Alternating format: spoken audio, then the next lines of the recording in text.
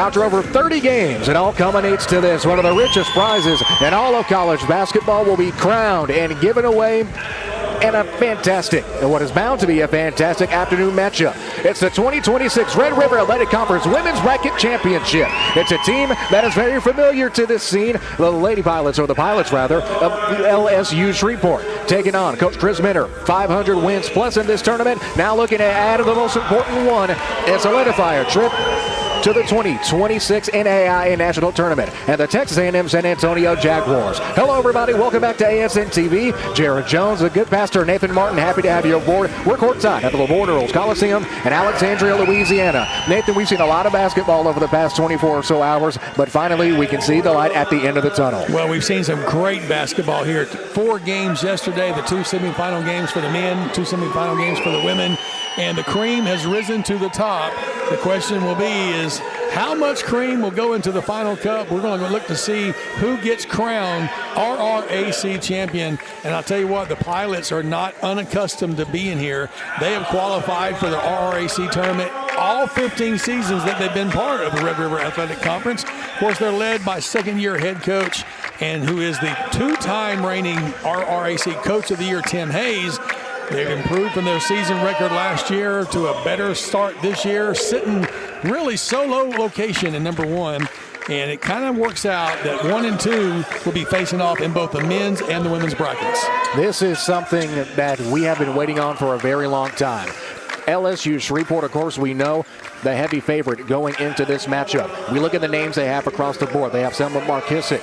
Of course, they have your favorite, Miss Letton, who will not be starting in this one. We'll get to those full starting lineups in a bit. And not to mention Paula Gonzalez-Herrero, the Spaniard battling injury in the back half of this season, has been in and out of the starting lineup. But Nathan, even off of the bench, as we've seen in the semifinals, she is still as potent as ever for this LSU Shreveport team. Played off the bench yesterday, getting the starting nod today in recognition for her conference play. She, I think, last year MVP of the RRAC. So reigning. Definitely knows how to rise to the occasion. Referees are ready to go. We're ready to have them. And we're getting ready to tip this contest off. What's bound to be a fun one.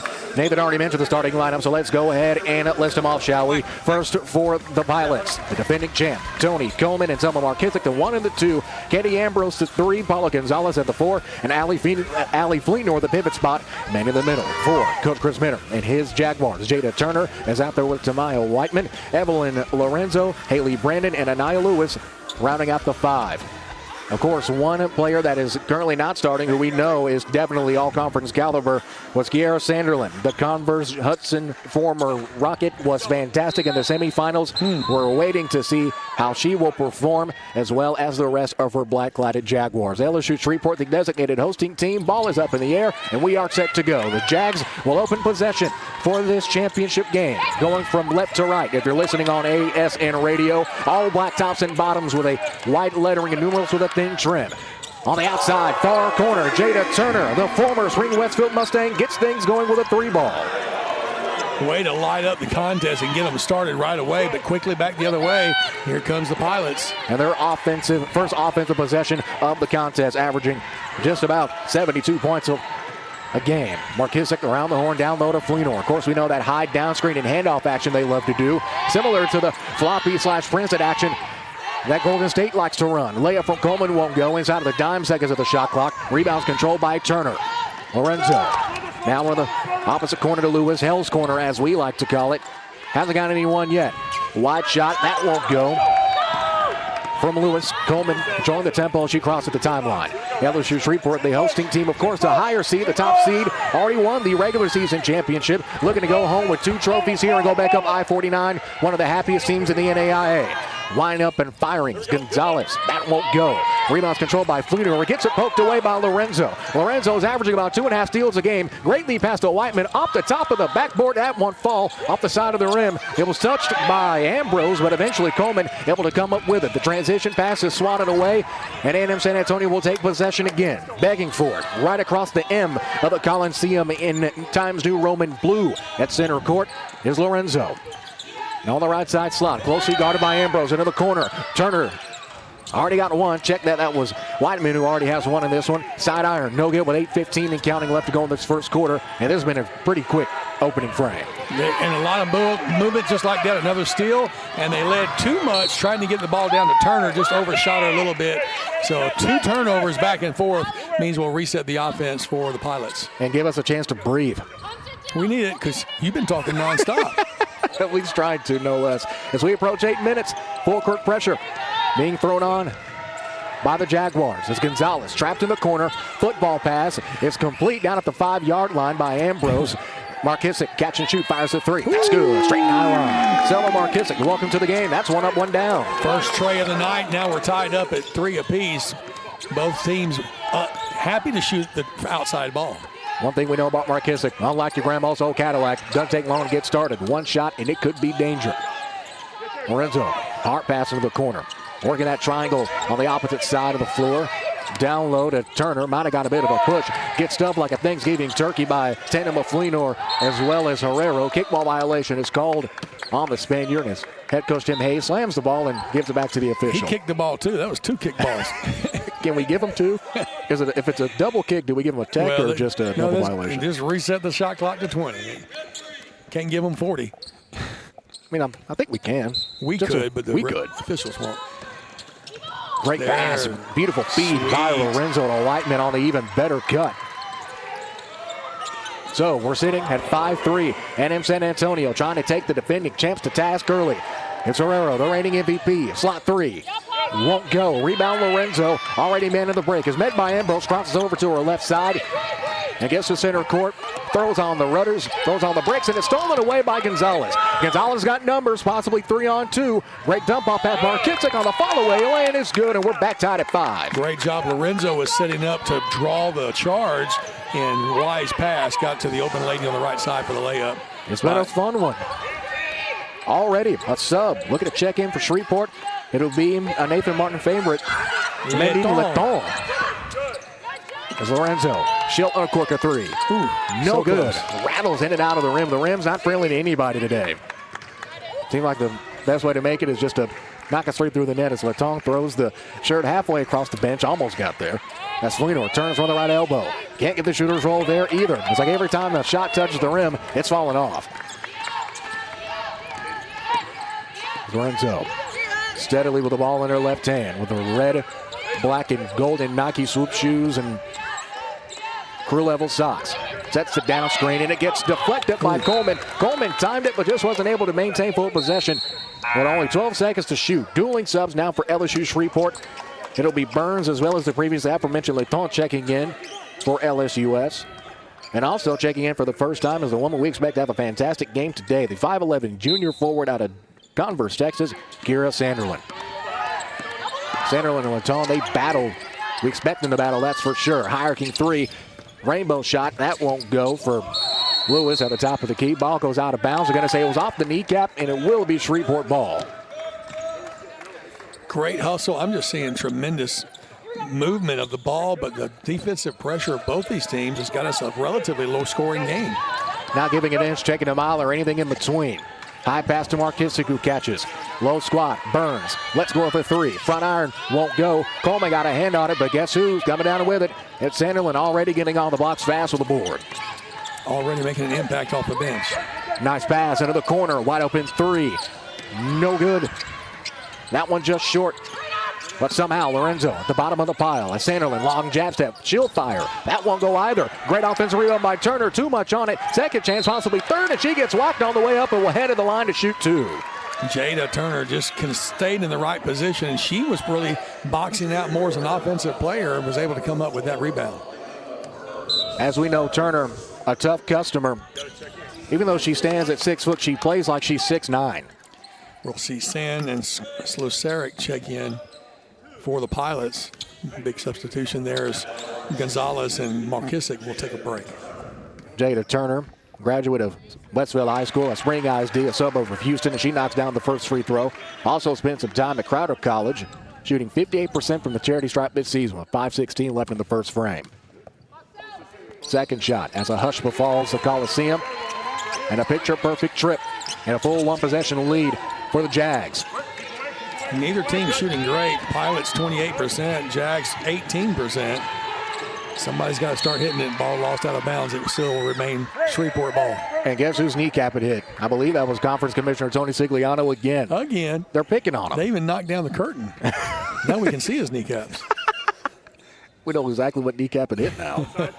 Outside. Inbound.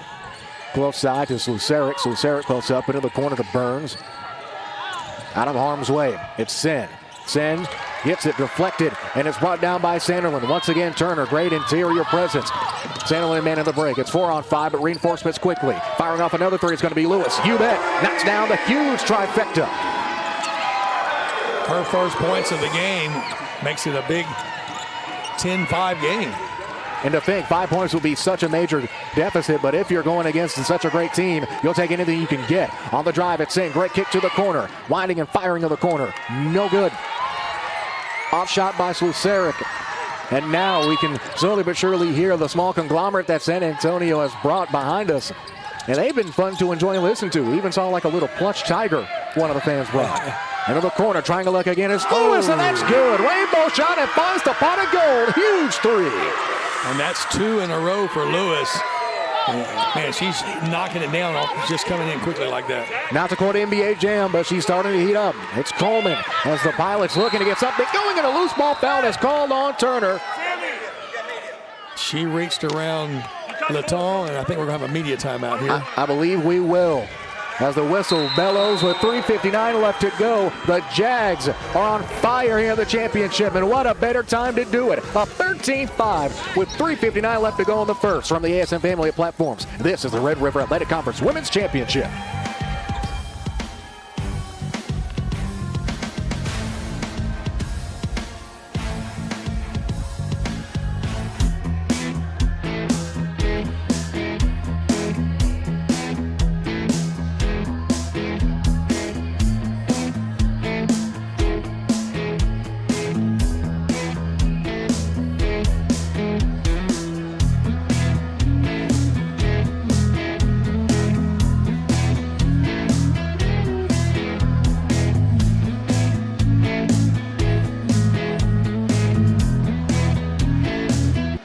Jared Jones, Nathan Martin, game 1 of 2 of our championship doubleheader here on ASN TV. 3:59 left to go. The San Antonio Jaguars are having the game of their lives against the top seed defending champ and regular season champion LSU Shreveport Pilots. And it's been led by a Herculean effort by the 5'11 junior out of Temple College, Anaya Lewis, just moments ago hitting this massive three.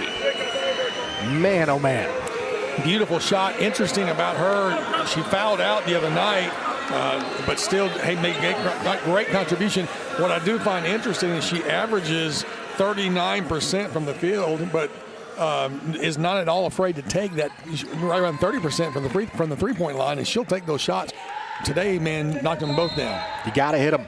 You got to hit them, especially at this point. Out of the timeout, LSU Shreveport will take it on their own basket. Coleman's got to get rid of it. Has a wide open cutting and a fantastic pass and dish from Sen.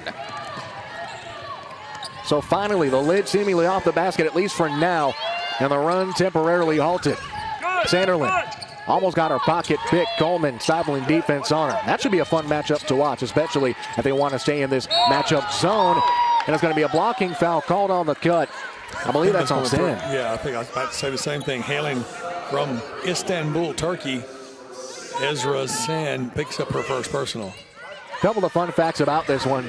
A&M San Antonio, the fastest team in NAI women's basketball history to make their conference championship, and a great dish and dime from Sanderlin to Brandon.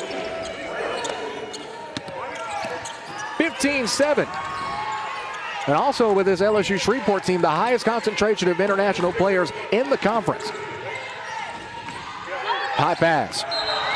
And a travel violation is called. Sen tried to get downhill, but wouldn't let it slide. Dueling subs make that 3 subs. It'll be pretty much the full starting unit back on the floor. It'll be Marquisic, Gonzalez, Fleenor, as well as Ambrose, who will meet Coleman as Coach Tim Hayes is starting to see enough in his second season. 3 minutes, 15 seconds left. San Antonio, 4 out, 1 in, moving around the horn. Sanderlin, she'll cork a 3. That's money. A huge three as she puts up the Carmelo. 3 hands, 3 fingers on the hand with 3 minutes left. Ball goes out of bounds. Turnover. San Antonio ball again. Now, we'll say most teams at this point would start panicking. I don't think the Pilots are going to panic. Yeah, they're down by 11 points, and they're not used to playing from behind, but at the same time, it's so early in the contest, I expect to see some composure step back up. I mean, you can see it in Tim H's face. That he's similar to his men's counterpart, Kyle Blankenship. Blankenship has his hands in his pocket. Hayes, hands behind his back. Stone face in the corner. Another 3. That won't go from Brandon. Rebounds brought down by Fleenor. Coleman, skies, goes through transition. It's 4-on-1, up and under lane. Can't get the shooter's roll. Ambrose hop steps, tries to get to McKissick, and it almost hit Tony again. Just missed him, just a bit outside. But what a great no-look pass, right, if you think about it. That's a great reference. You got it. That's a great reference. I like that. 2:30 to go in the first quarter, 18-7. I don't think I anticipated this score at all. I don't think anybody really did, and that's not even a knock against Coach Minner and his team. It's just how dominant the Pilots have been, as Lorenzo automatically knew she took an extra step. Had Turner wide open on that close side short corner. So you wonder, will that be the kind of mental breakdown that the Pilots take advantage of to get back into some momentum? Right now, they've been struggling on the offensive side of things. They have to. I mean, at the end of the day, they're not taking bad shots. They're just not falling. Team is sitting at 27% from 3. That shot no good. Ball got deflected, and it goes out of bounds. Stays LSU's ball.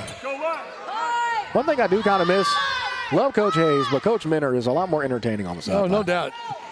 He's got a different suit on today. We'll have to talk about that during the second game. Oh, yeah. Sweated that one out a little bit yesterday. We didn't see him sweat, though. We saw him turn red, though, as a Fleenor miss has Coleman and Lewis tied up right under the bucket. Coleman steps back, hands up. Smart lady. Look, these are 1 and 2 in Red River play. I mean, you expect to have intelligent play on the court. They do talk Tony for her first personal. She's got 3 rebounds in this game. That was a lot early in this contest for a little guard. As we hit 2 minutes, and a huge screen by Fleenor, and it's an illegal. We'll have to take a second look at that one. I'd like to see that. Brandon celebrate. Oh, yeah. Yep, that inside shoulder stretched it out a bit too far. A&M Texarkana take A&M San Antonio. Too many A&Ms, too many LSUs. Oh my goodness. Separate these guys somehow. Inside at 2 to Sanderlin. Top of the key, who's already rattled off a 3 in this one. Trying to make the dump pass to Turner, but it's sniffed out. Coleman, 4-on-2. Markissick behind her. Lay-in, doesn't matter. Weasels through traffic, and she has a toe tag too. So once again, LSU Shreveport slowly but surely picking away, Nathan, at those mental mistakes you mentioned earlier. Well, this is the kind of team that will take advantage. You can't give them anything. Jags have been playing a heck of a first quarter. Short corner, long shot, long 2, no good. As Lewis still looking to get that magic back from that first 3 she hit earlier in the quarter. Fleenor looking for the handoff, gets snuffed. And it's intended for Coleman, maybe. It's a great pass to Brandon, but Markissick is there even quicker. What hustle. I mean, Markissick flew back, and now Brandon's going to get called. Foul that she didn't like at all. Not in the slightest. And Markissick walks in front of us to prepare the inbound. Quick substitution as Turner checks out, gets a much-deserved break, and some pretty good help coming off of the bench. Zadalia Stovall. The Jags have 4 players that have been on the floor the entire contest so far. the Jags. Coleman's the only player that hasn't taken a break yet for the Pilots. And you have to wonder how those gas tanks look as Coleman gets it picked clean by Sanderlin, and it's out of bounds. Sanderlin swatted it away. Looks like she's favoring that right hip. She gets helped up by her teammates. And it looks like Burns will check in for her. Sanderlin seemingly just snatched the ball away as we take another look. Yep, just stuffed it. Just stuffed it. That's Coleman thankfully walking off of the floor under her own power. Substitution bending for San Antonio. Looks Maya Simon looking to check in. Markissick straight net. Got it again. Selma Markissick. The conference player of the year brings things to within 6. 2-possession game. 35 seconds left. About a well, let's say 10.5 seconds separating the shot clock and game clock. It's Brandon, closely guarded by Ambrose, who brushes her away. Sanderlin, high skip passes, and the Hell's Corners got her. Her being Victoria Adderton out of O'Connor High School. That corner didn't grab too many yesterday, but we've seen it twice so far in this contest. That corner on that side last year was everybody's Achilles heel. It was the best defender on the floor. Better than anybody. Pass gets deflected. It's snatched away. Anderlin wide open. Dump off to Sanderlin. Layup. Can't get the shooter's roll. Offensive rebounds called by Brandon, who goes up and gets whacked and will head to the line to shoot 2. Yeah, she got slapped across the face, so she'll be feeling that one. Shot to the head. So she'll get a chance to shoot 2 as she has to get her vision checked momentarily by the fellow players. Yeah, as we take a look, I mean, Gonzalez is going to get called for that foul.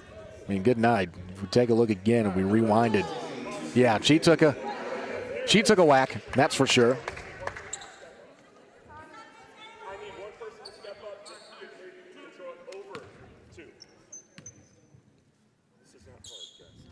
First free throw is good.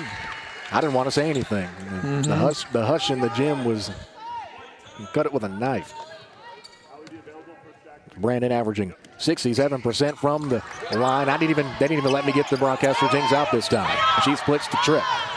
Shot clock turned off. 3 seconds. Markissick fires again. That's good. Back-to-back threes as the horn sounds. Selma Markissick is a one possessed as we go out of the first quarter. At first, before the first media timeout, it was all Jags, but the Pilots are much better end of the quarter. We'll head to the second after this with a tune of that Selma Markissick 3.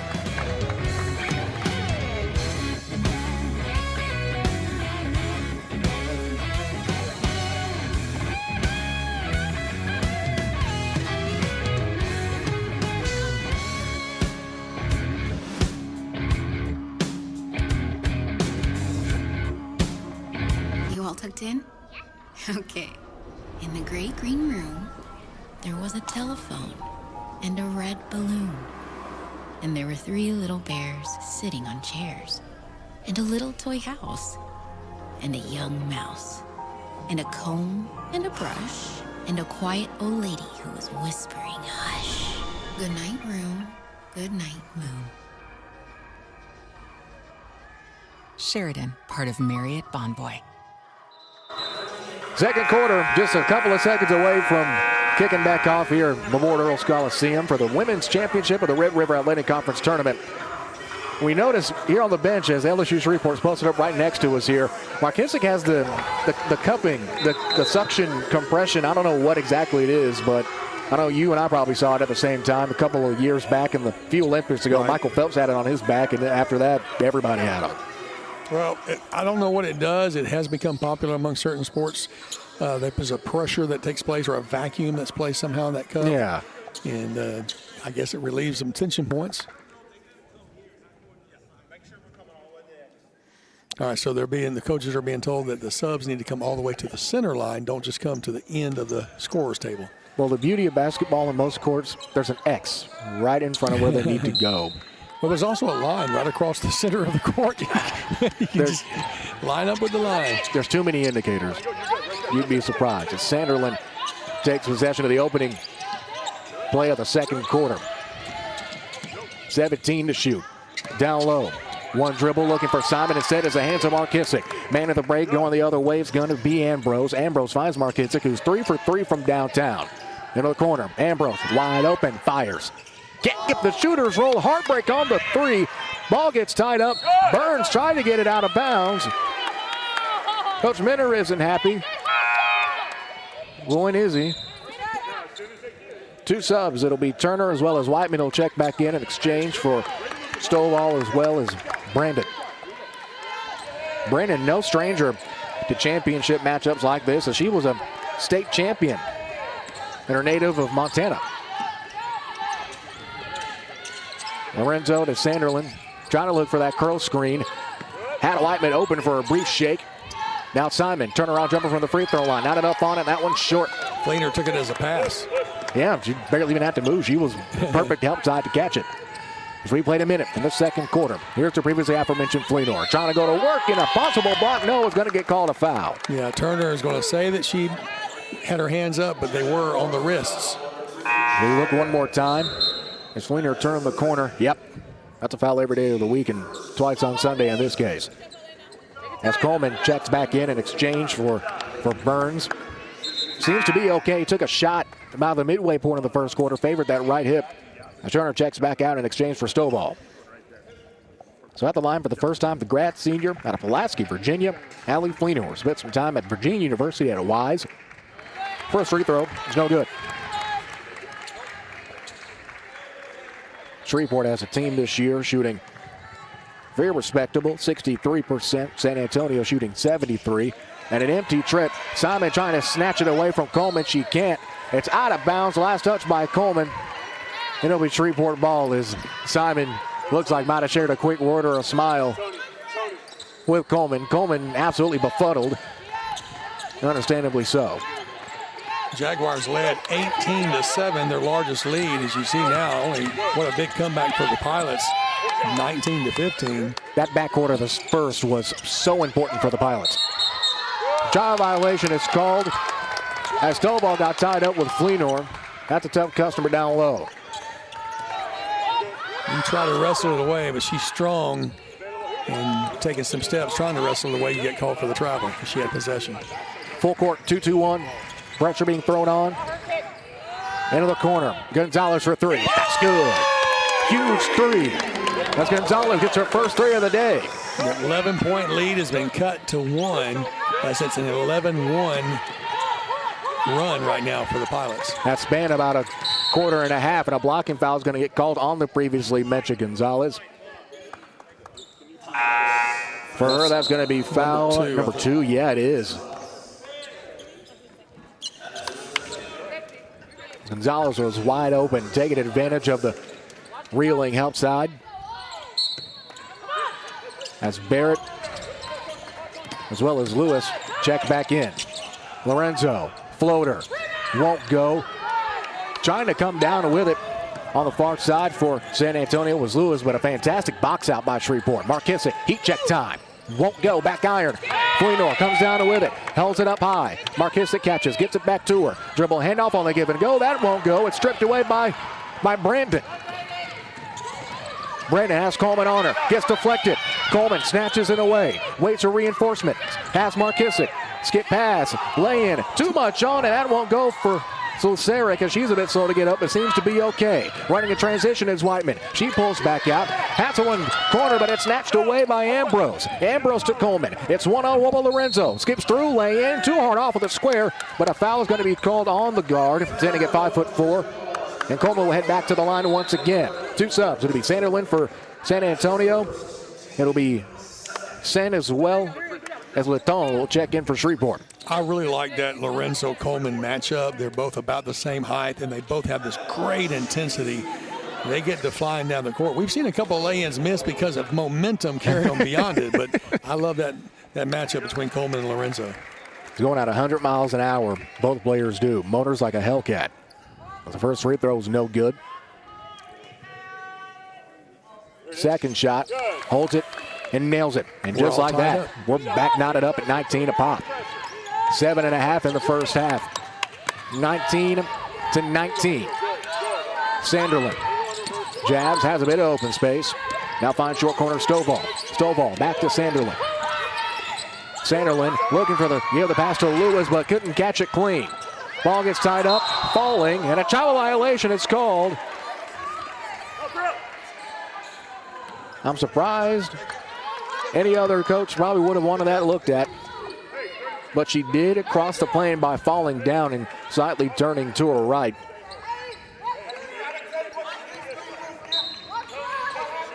So A&M San Antonio will get the ball back with a fresh 20. That's had a bit of a wall screen for Barrett. Swings to her left to Lorenzo. Lorenzo gets absolutely whacked, and a reach foul is going to be called on Ambrose. That foul on Ambrose is going to be, I believe, her second. No, that's her first, excuse me. It's Brandon inbounds right in front of us. He catches it back. Corner to Stovall. Stovall back out to Brandon. 14 to shoot. Rotates top of the key. Looking for Sanderlin and gets bumped by Coleman. That foul on Coleman, thankfully, is her first, as everybody's having a quick laugh about the pileup. And that's fun to see. 3-2 on the team fouls here, so getting into the fouling situation a little bit earlier in this quarter than we did in the first quarter. Yeah, you got that right. First quarter was pretty clean. As Brandon tries to bounce it to Stovall, cross key, and a good hand on it by Ambrose to swat it away. Ambrose out of Fort Myers, Florida. Volunteers around Shreveport, not only with Goodwill, but as well as other organizations such as Hangers of Hope. Not only good on the court, but she's great off the court as well. Hart passes into Brandon. She's got to get out of there. She does. By Sanderlin, straight line three. Won't go. High rebound by Letton, who gets tangled up by guess who? It's Lorenzo amongst the trees, tying it up. Letton had that look on her face like, are you kidding me? That Chihuahua tied me up. As someone that owns a Chihuahua, I'd rather have a pit bull instead. I will tell you, Chihuahuas are mean. They are. They are. I have stories for days. The ball sails out of bounds. It will remain Shreveport ball. And those little Yorkies think that they're about 10 foot tall. You know what I'm saying? Do you have a Yorkie? No, my dad does. He had a Great Dane and a Yorkie. You know who the alpha dog was? The Yorkie. Talk about a size discrepancy. As on the inbound, Stovall gets called for the foul. What kind of dog do you have? Do you have any pets at all? I have a mutt. He's got some pit in him. We just got him from the shelter. Oh, so that's awesome. He is a lover boy. Let me tell you, he is a sweetheart. Those shelter pets sometimes are the absolute best.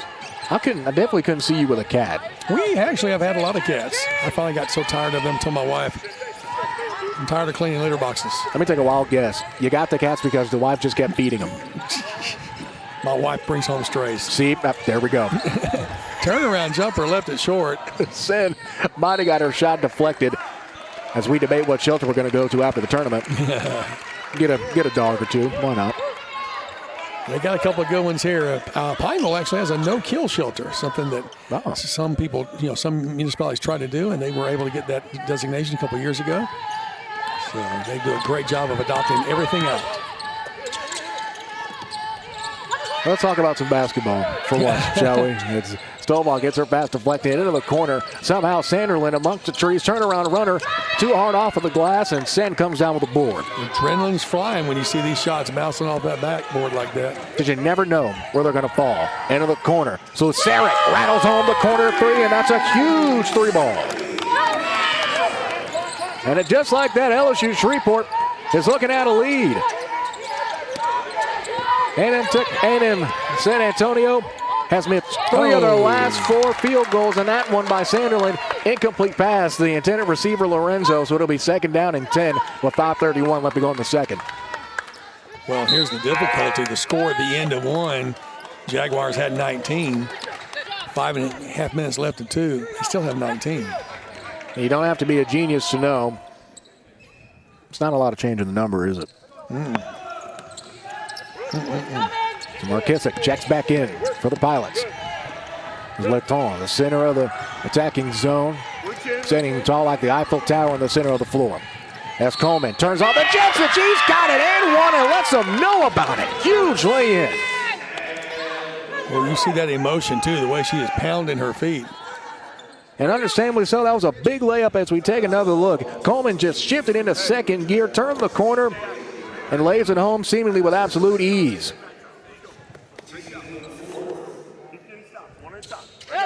Free throw is good from Coleman.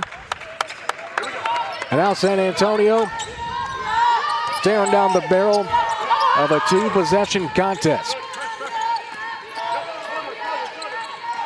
Got to get buckets, and they got to get them quick.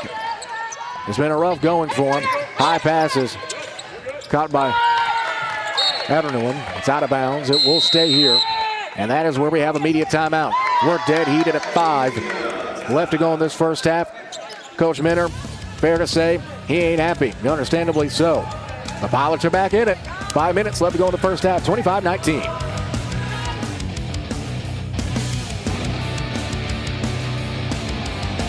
Oh, I miss you too, bud. You ready to read? Okay. In the great green room, there was a telephone and a red balloon and a picture of the cow jumping over the moon.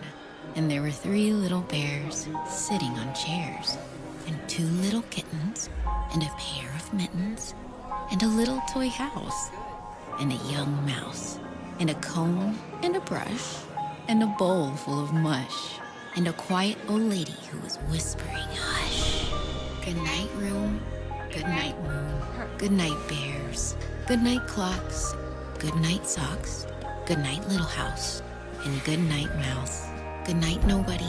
Good night, mush. Good night, quiet old lady who was whispering, hush. Sheridan, part of Marriott Bonvoy. We want to thank the 4 Points in Alexandria, about a 6-minute drive from us here in the Coliseum. Fantastic hospitality, easily one of the better hotels I've been to in my travels broadcasting here on the Antler Sports Network. I also want to thank Patel McDonald's, official restaurant of the 2026 Red River Athletic Conference Tournament. I gave Nate Martin, my broadcast partner, a couple of free vouchers yesterday. Have you used any of them yet? Not yet. We kind of got out here late last night, so I did bring my daughter with me, and she plans to have us use those soon. Don't ever tell your kids what you got like that. Oh, no. I'll probably have to get you some more. Well, I've got plenty, I assure you. Gonzalez picks up her third. That's a big third foul. A&M San Antonio at this point, almost 6 minutes without a made field goal. It's been a rough day of the office for Minner and the Jags. Crossover with 10 to shoot, 4:48 and counting. Now top of the key is Brandon. Brandon hop steps into the corner. Lorenzo with 5 to go. Running through, wanting to get a foul call. Instead meets a 6-foot-tall French woman and a swat out of bounds. 3 seconds to shoot. To moose it inbound at their own basket. 3 flash. And it's deflected. Markissick comes down with it. Great lead bounce pass. Catching it and running with it is Luceric. That one too much on it. Leton comes down with the board and resets to Markissick. Markissick to the corner to Ambrose. Leton for 3. No good. And it looks like it was Luceric who tried to get it, but it might have been her foot was on the baseline or it was just out of bounds. Yeah. Couldn't really tell. No, that's exactly right. Right there. Almost had it. Would have been a nice offensive board. Instead, turns it over and gives the Jaguars a chance. They've only scored 1 point in the last 7 minutes from the free throw line. 1 from their last 8 in terms of field goals. As Markissick, a beautiful pass to Coleman who goes coast to coast. The last time Coleman had that, her momentum carried her so far, it was too hard off the glass. That time she wisely judged it. And it's a set 27-19 score. Don't be afraid to downshift, kids. You got the clutch in there for a reason. Kicking out is Adderley. Sky pass almost on the way by Coleman. Into the corner. It's Brandon. Pulls along 2. And finally the lid off of the basket. Been a long time since the score was had, and I'm sure the Jaguars are glad to break that drought. Brandon with points number 4 and 5 it's stolen away by Lewis. Lorenzo lay in. A hard break off of the rim, and it rolls off. Anderlin looking to retreat. Now Brandon.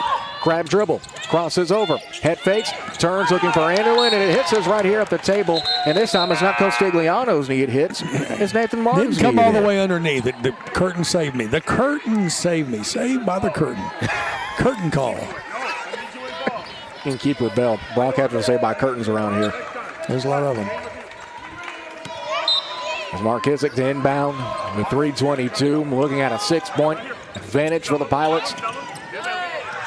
Looking to make the full sweep of the regular season and tournament championships. Remember, after this, LSU Shreveport will be back, this time in the men's capacity. And an I-49 Red River rivalry between LSUS and LSU Alexandria. Turn to the corners, Leton. No good.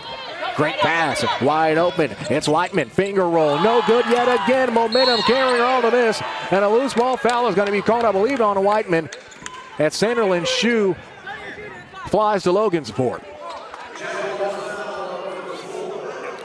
That foul on Whiteman is only her first, but now it'll be penalty time for both teams as it looks like it'll be Coleman who will fire. Looks like they're going to try to review this thing. Did they pay you anything? They give a deposit? They better. Not very often does the broadcast man have to actually do the production of the replays. Hey, I'm a jack of all trades, master of absolutely nothing. As they're looking to see if there was any flagrant activity.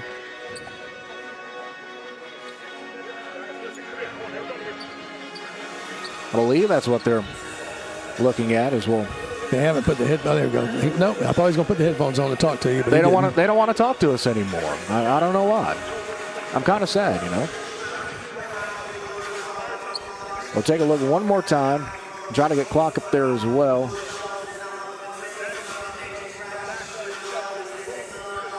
We see the breakaway layup here. And the main question is, was there any?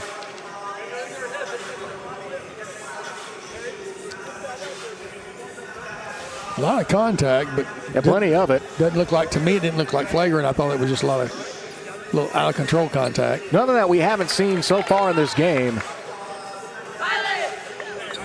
I don't know. Are they looking at the shoe?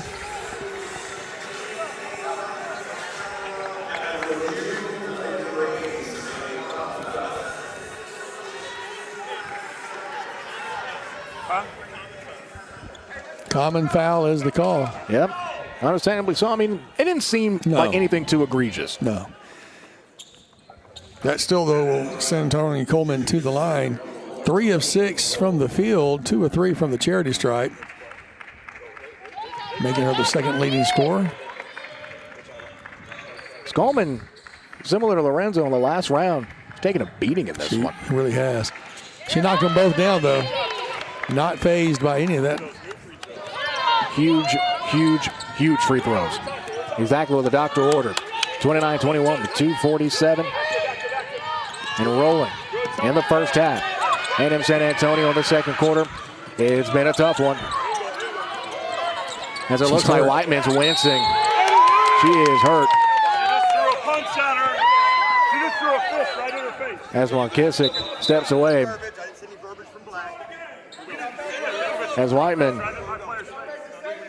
as it looks like, understandably so, this one's going to be looked at most likely. Interesting, they're not going to look at it. Well, we will. Let's see, do you see a punch?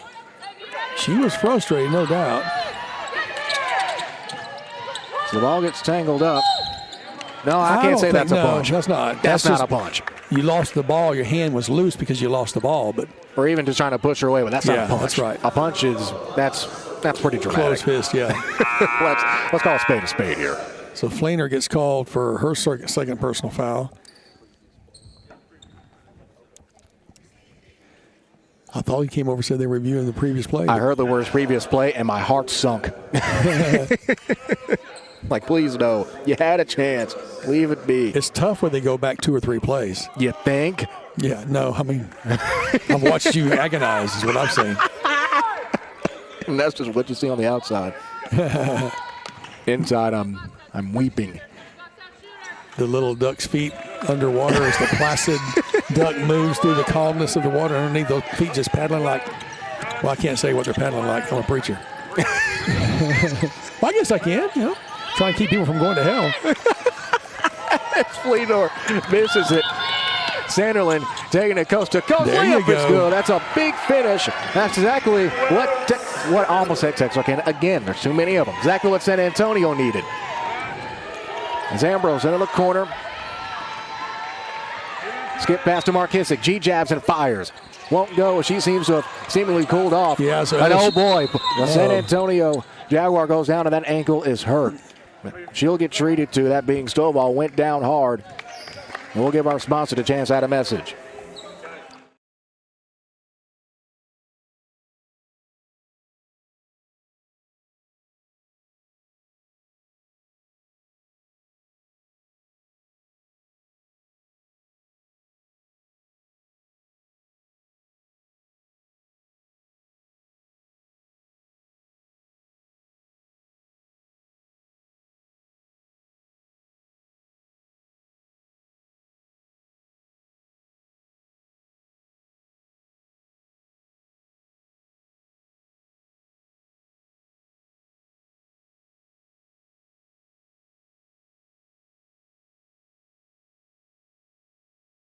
after the injury timeout. It wasn't Stovall, that was Lewis, the wrong ending 5-digit. It was escorted off of the floor. Hopefully she's okay. Simon checks in for her turnaround jumper. That won't go. Coleman stopped with the 2 feet on the jump stop rebound. LSU's 1 of 6 the last offensive possession, so can they make something happen here? They've cooled off just a bit. Similar struggle to what we saw from San Antonio earlier in this quarter. Inside of a minute and a half. Ambrose, sick crossover, turns and fires. That's good. Tough shot in double coverage. Well, that rains on the drought for sure. Simon near side with the ball. Sure does rain on it indeed. Simon, she'll let it go for 3. That won't go. Had a rough day at the office from downtown in the semifinal, but didn't let it deter at all, that's for sure. High pass, and it was intended for Stovall, but it's right into the hands of Coleman again, who comes up with another takeaway. Markissick to Fleenor. Loose ball foul is called, I believe, on Lorenzo.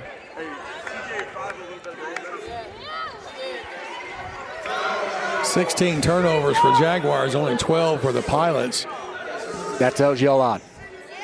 And they've definitely taken advantage of those 16. Shooting percentages, too, just shows the discrepancy here. 28% for the Jags, 35% for the Pilots as the first free throw is made by Tony Coleman. I mean, look at the points off turnovers. 19 for Shreveport, and 20 for Shreveport, including this free throw, and 4 for San Antonio. Second shot's good, and a quick sub. Ms. Lathon will check back in. So when you're up by 11, you got 21 points off turnovers. That tells you what you need to know about the game. The numbers do not lie, my friend. So after the perfect trip and the quick sub for Shreveport, San Antonio reeling now. Around the horn is another steal from Coleman. Coleman speeding at 100 miles an hour and finally got that speeding layup to go down. She turned on the afterburner when she crossed the midcourt line. Just ran around the defender and laid it up and in. 36 seconds left. It's an 11-point Pilot lead. Sanderling, low shimmy, turns baseline, kick out, side fire. No good from 3, nothing but oxygen there. Lorenzo tries to steal it, but finds Lathon, who was on bended knee. Check that was Sluceric, who was on bended knee. 16 seconds. Shot clock turned off. Possibly the final play of the half. Downhill turn for Ambrose. Ambrose stops and pops, and it drops. That's good for 2. 3 seconds now, 2, and Coleman's going to get called for the foul. Coach Hayes ain't happy, and that's her second. Hopefully he doesn't throw his clipboard at us again. No, that's a lie. He didn't throw it at us. He threw it. He threw the opposite. Felt like he was going to throw it to us. That was the softest foul you called the entire game. Coach Hayes isn't happy. Somebody behind us isn't happy either. Oh, no. Are you happy at least? I'm happy. I've had a great day, man. That's what I like. I'm having a great day. At least somebody in this gym is happy. First shot is good from Lorenzo. Man, she's played 20 minutes out here. Can you believe that? I'm winded just talking about it. Second shot is good. Now Believe 2 seconds. That's her first 2 points of the game. Ridiculous.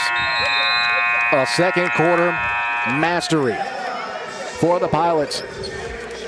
37-26 is our score as we head to the break. It was a first quarter that was highlighted by an amazing scoring effort for the Jags, but now as we head to the locker rooms, this game has turned on its head. We'll take a timeout when we come back. Halftime stats. We'll discuss a little bit of what we saw and get you ready for half number 2. Back after this from the ASN family of platforms, this is the 2026 Red River Athletic Conference Women's Championship game.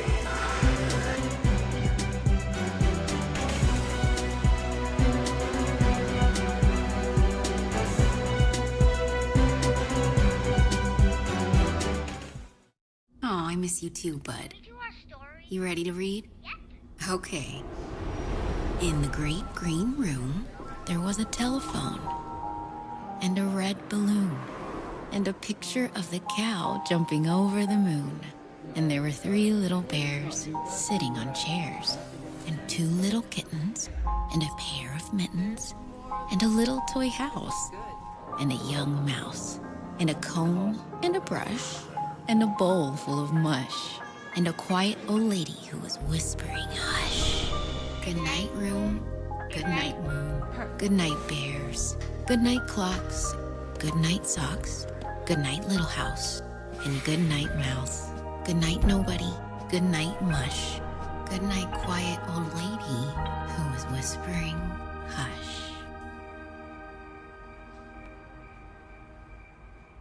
Sheridan, part of Marriott Bonvoy.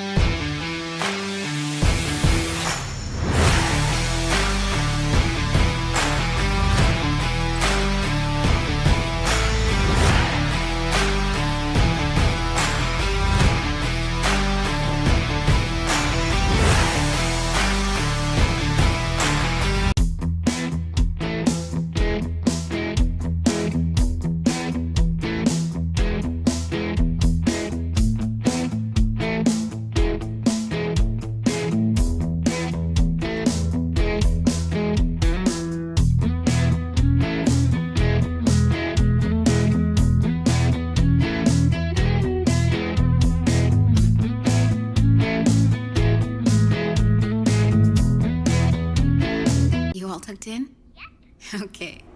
In the great green room, there was a telephone and a red balloon.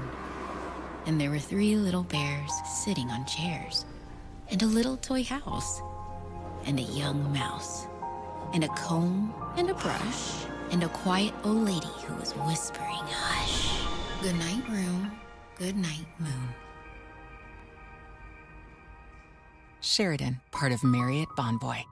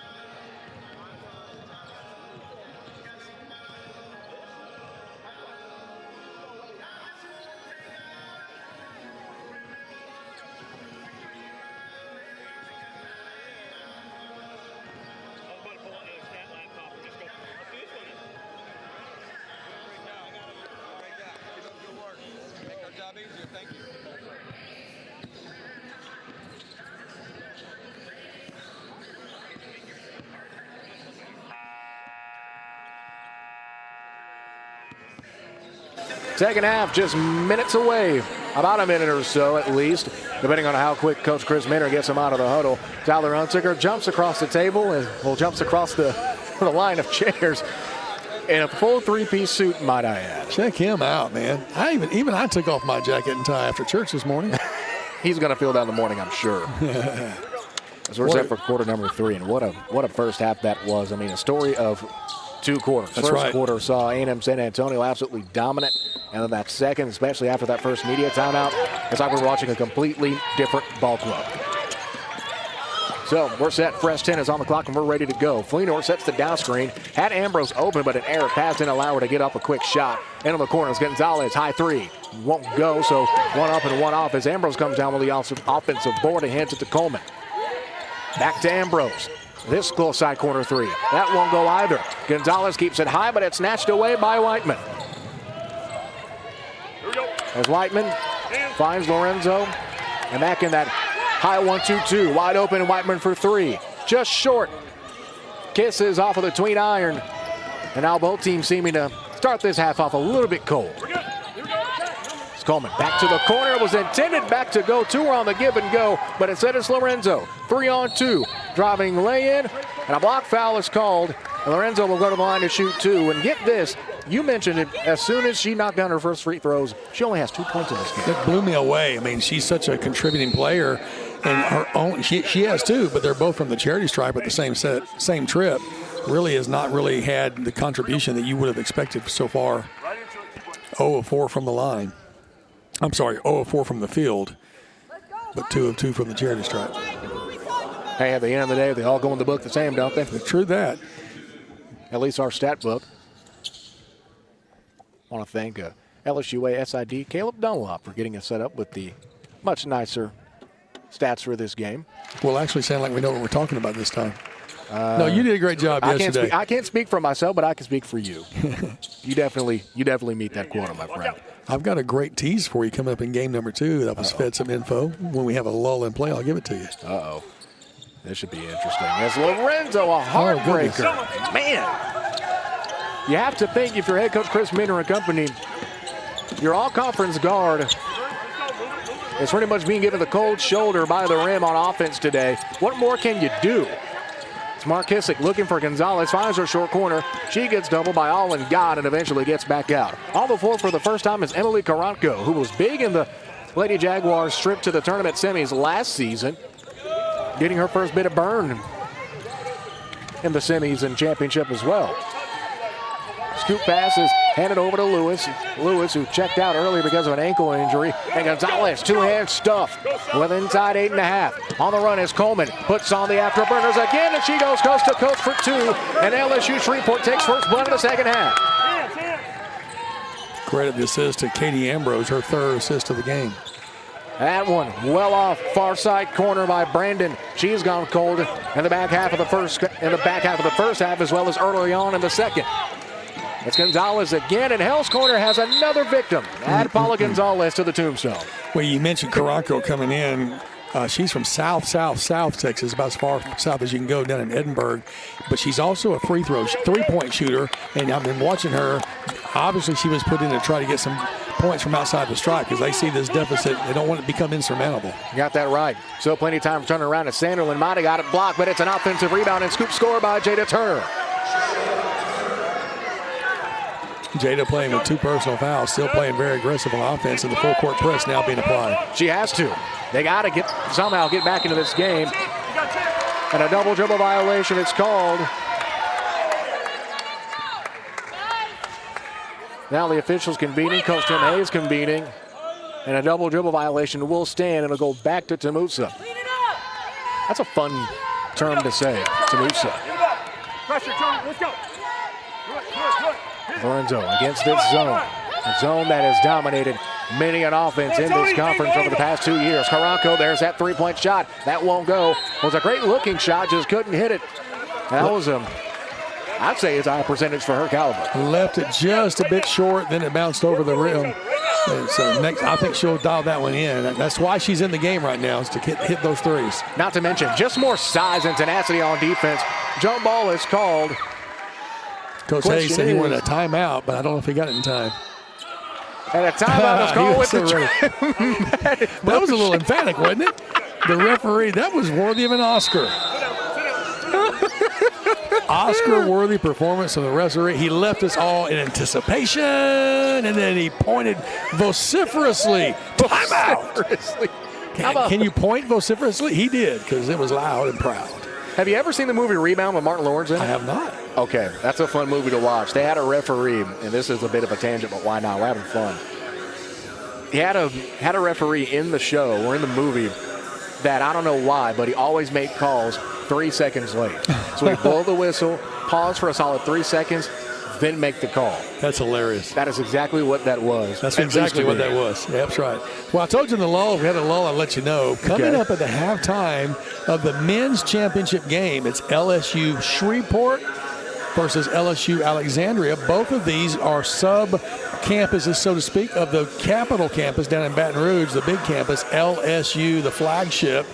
And the LSU Chancellor, Wade Roos, only appointed a couple of months ago, will be here at the halftime, accompanying Chancellor Bob Smith from Shreveport and Chancellor Paul Carell on the court at halftime, showing his support from the flagship in Baton Rouge.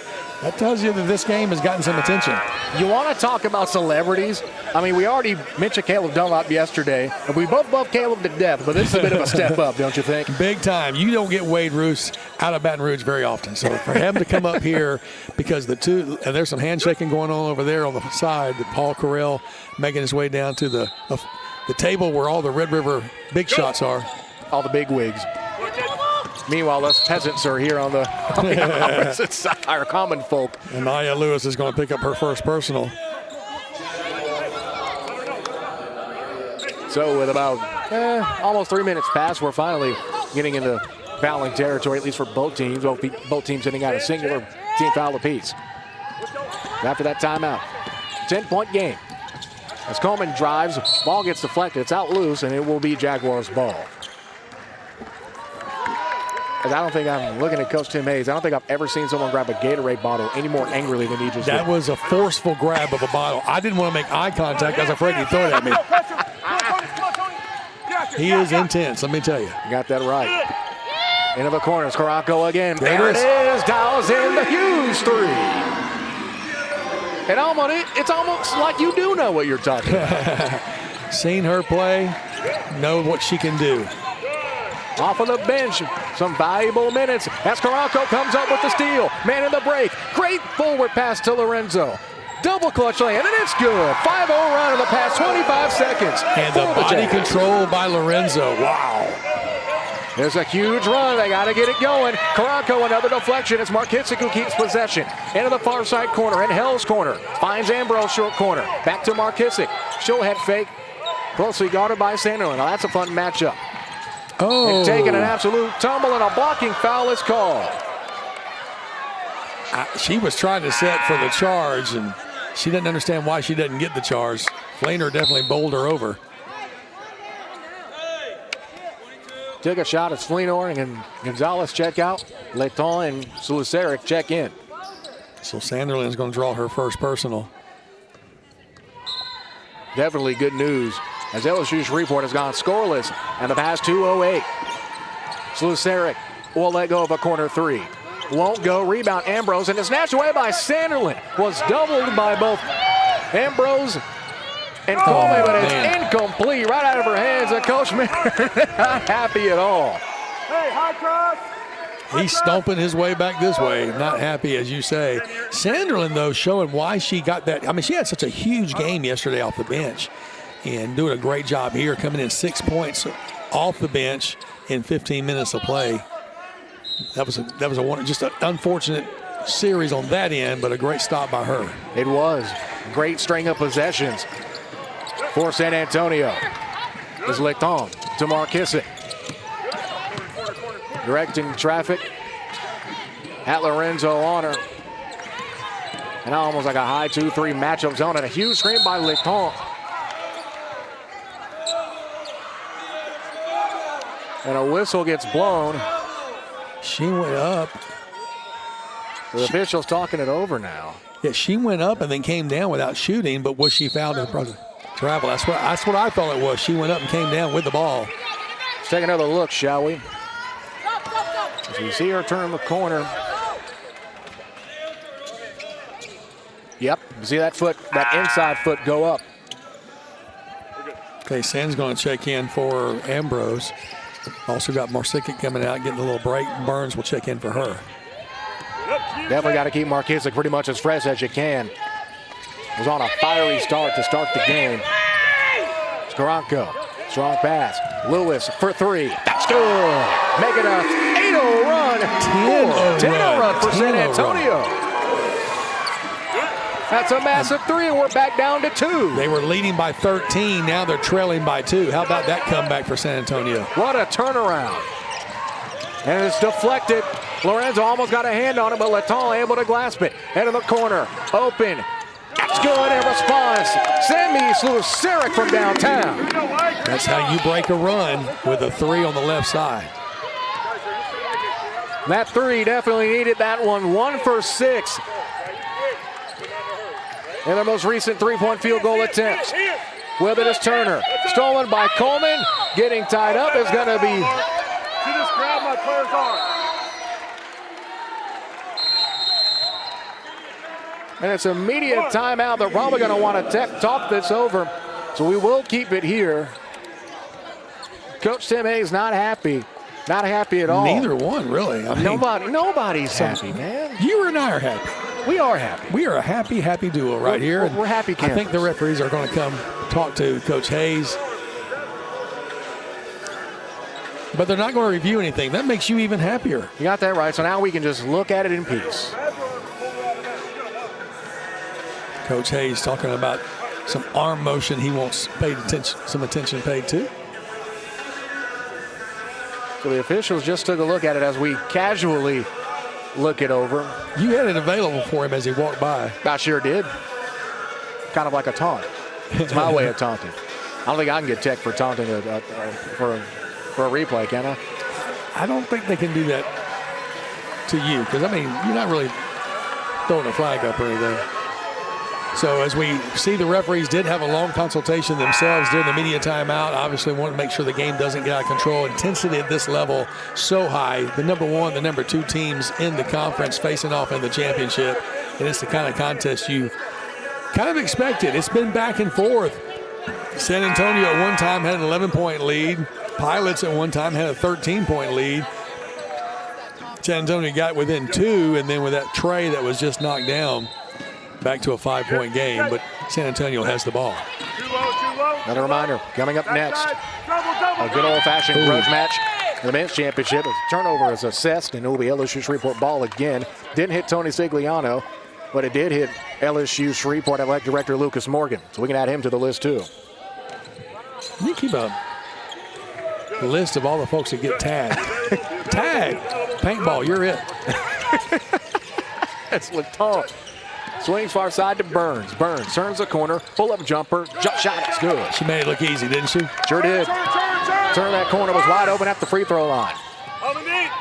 Let's go. And that's another huge basket to try to fan out or extinguish the flames that was this A&M San Antonio offense. Great dump-off pass. Short corner shot, that's no good. And that shot from Lewis is really just a perfect encapsulation of how this comeback effort has been for the Jaguars. Well, both teams have had spurts. Hadn't been back and forth short. It's been back and forth big lead changes. 7-point lead now for the Pilots, who have the ball. Definitely not as bad as 13, that's for sure. As Coleman tries to turn the corner on Sanderlin. Corner 3. Sluceric, that's back-to-back for her. 2 up, 2 down in the second half. And it brings things back to double digits. Ball gets deflected, stolen away. It was intended for Turner, and Letton just snatches it away. And looking at the San Antonio bench, their flame has been absolutely taken out. Yet another 3, no good. Rebounded by Lorenzo. Lorenzo, great lead pass to Lewis. Finds Karanko. He goes to the short corner. Lorenzo to Sanderlin. It got partially deflected. However, offensive rebound and return shot, no good from Turner. As Luceric puts it into it. Man, oh man. If Luceric would have hit that last three, that would have been probably the biggest shot of the game. As Sanderlin comes up with the steal off of the Burns miscue. Rises. No good. Out of bounds. They're going to say last touch was by Burns. As it'll be Gonzalez, Ambrose, as well as Markissick, who will check in and exchange for Sen, Coleman, and Luton. This play will stop momentarily. I guess I just had to wait till everybody was off of the court. It was so far away. Just let him go.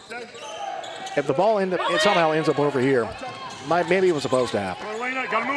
As Lewis short arms that three from the top of the key. However, Lorenzo somehow right on time.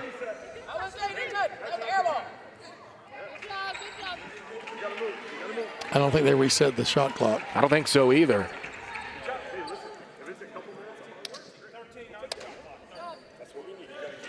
They're going to just simply reset it to 13. Oh, actually, that's what they did. They did reset it, but it didn't need it because it didn't draw iron. Good eye, my friend. CC said the blind man. So now 13 to shoot, 2:37 left to go in the third quarter. Lorenzo turns, gets broke from behind by Ambrose. Pass to Markissick, back to her, got deflected, but she keeps possession of the center of the floor. To Burns, who jabs, drives right, Markissick into the corner. Gonzalez, another three. No good. Rebound Ambrose on the opposite short corner. Markissick caught it at the box office, but elected not to pull it. But Ambrose will. She fires. No good. Heartbreak from the Prairie as Sanderlin comes out with a tough board. They're going to need her to come in a big way here as the lead just slowly continues to expand. Lorenzo for three. No good. First three I believe she's taken today. No, that's the second three that she's taken in her second miss. Gonzalez on the rebound. That gives her 4 in this contest. Markissick, catch and shoot, quick release. Off of the window, the bank is still closed on a Sunday at 3:19. Ball goes out of bounds, and Coach Tim Hayes saves it. We'll stay here with LSU Shreveport.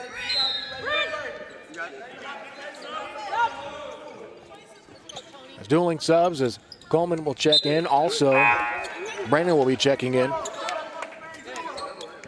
2 sitting down will be Burns and Sanderlin, respectively, for their ball clubs. We knock on the door of a minute and a half. Markissick inbounds, bounce passes, hands it off to Ambrose. Down low, looking for Luceric, but instead finds the basket padding. That's Garanco. Checks it in to Lorenzo. 1 minute, 25 seconds, and Sand slowly but surely starting to fall out of the hourglass. Ball gets deflected and it goes out of bounds, but it will stay here. Coach Minner barking marching orders as much as he physically can. And I believe even he knows right now he's looking at an uphill battle, even though it's only a 10-point deficit. Pass gets deflected. Coleman and Markissick. It's a 2-on-2 break. Bounce pass. Selma lay in. It's good with a little bit of English on the finish. 12-point lead now, 49-37. One shy of the largest lead of the game at 13. Karanko, catch and shoot three. Another one. Makes it 2 for 3 from downtown. So right as you say it. That's why she's in the game. And that's why you're the prophet.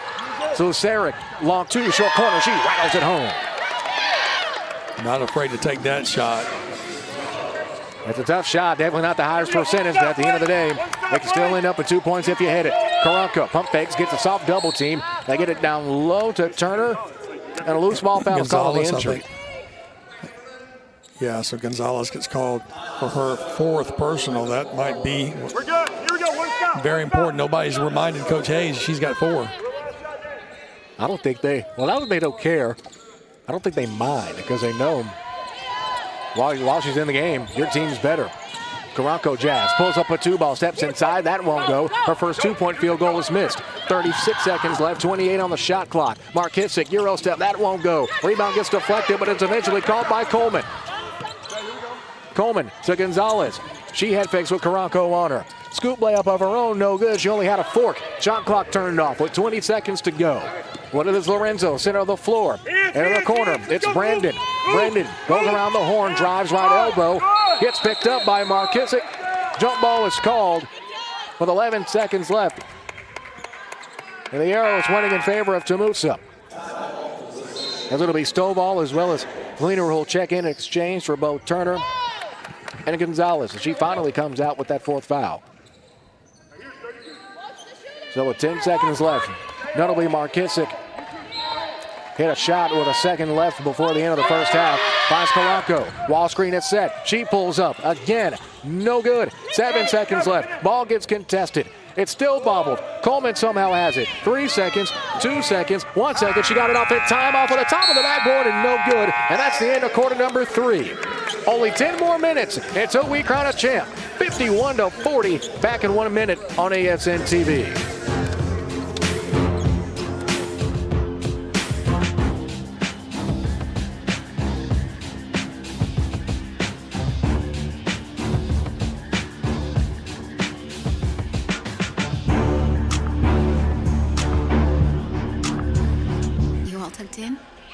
Okay. In the great green room, there was a telephone and a red balloon. And there were 3 little bears sitting on chairs. And a little toy house. And a young mouse. And a comb and a brush. And a quiet old lady who was whispering, hush. Good night, room. Good night, moon. Sheridan, part of Marriott Bonvoy. Fourth quarter, moments away. Jared Jones, Nathan Martin for game 1 of 2. Reminder coming up is the men's championship. It's an all LSU matchup with plenty of big wigs to boot. The Pilots and the Generals. A Red River contest for all the marbles. LSU Shreveport, LSU Alexandria. Right after this. If you're looking for trends and things that jump out to you, LSUS is 1 of 4 in their last 4 shots. Of course, on the other side, San Antonio 1 of 9 on the last 9 shots. So they're not taking those high percentage shots. They're taking those desperation shots and then not getting the percentages and not getting the shots to fall. Coleman, though, on a streak, 4 of 5 in her last 5 attempts, and Sklosaric 3 of 4 in her last 4. So got some hot shooters on the Pilot side of the court. Just high percentages across the board. One thing to note, as long as deflected, Coleman keeps it. He's got to get rid of it or at least get across the timeline, which he eventually does. Into the corner, Sklosaric now finds Ambrose. Ambrose looking for Fleenor. It's out of bounds, and it will stay here.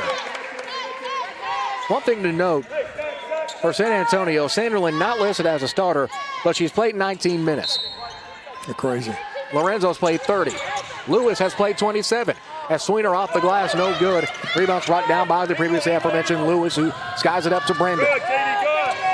Brandon gets met by Ambrose and eventually gets it back. At the top of the zone is Markissick. I'm watching Fleenor favor that right knee. Oh, yeah, for sure. Turnaround jumper for Stovall. And finally, the Jags able to see something fall through the net. The Jaguars take first blood in this fourth quarter. Hierarching pass right to Sklosaric. She bounce passes. Turns outside. Ambrose free throw line jumper. Straight net. That's good for 2. Another bucket for Ambrose. That gives her 6. Fleenor in her second assist. And a reach foul is going to be called on Coleman. And that is most definitely bad news. That's her 3rd. The only other player in foul trouble is Gonzalez, who's on the bench right now. Wisely. Other than that, Fleenor and Ambrose with 2 apiece. Down low, outside, Lewis looking for that 3, and she finally hit it. Big time shot. Lewis with that tray ball. Still giving the Jags a sense of life. Markissick. Give and go once again. Dump off pass. And a turnaround and a reset. Jumper from 12. That won't go. Karanko with a strong board. And oh, looks like once again, Lewis is down, favoring that right leg. Waving that left leg, she hops off the court under her own power, and training side meets her. And fair to say, I think she's got pretty good backup as Sanderlin checks back in. Literally hopped off the court on one leg. 29 seconds on the shot clock to call.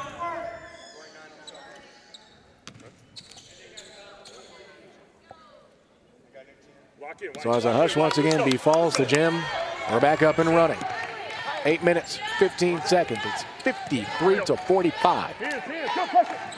With a 5,000 seat capacity, takes a lot for anybody to make noise in here. It gets quiet real quick.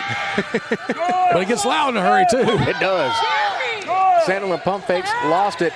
Double team. Out of bounds. It will stay, I believe, with Shreveport. Coach Hayes was trying to call the timeout, but that's when the possession was in question. Hey, how's it 8? With the officials talking things over. The shot clock was at 8 seconds for a second. Coach Hayes said, how can it be at 8? We got possession. We just changed possession. They're walking over to us. I don't like it. And here they are. I believe they're going to be. They want to see the shot clock. They do. So let's see if we can give them a look, shall we?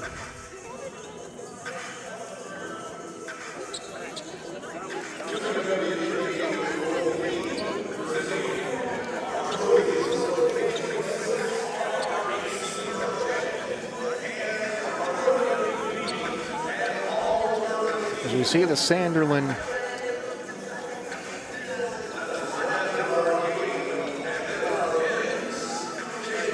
I believe the shot clock was at 10.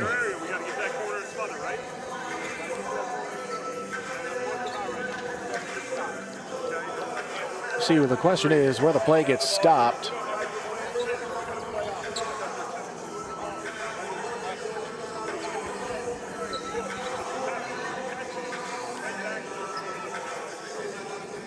Play is stopped here. I believe it was stopped here as we go back.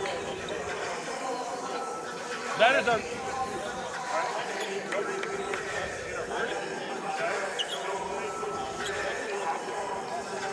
Now we'll pop in our officiating crew so we can see what they see and understand what they're seeing as well. Keep coming back. Keep going. Keep going. Keep going. Oh, hold on.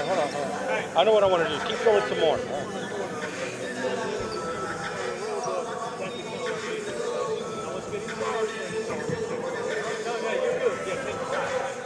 Perfect. Now go ahead and go forward, slow in that angle.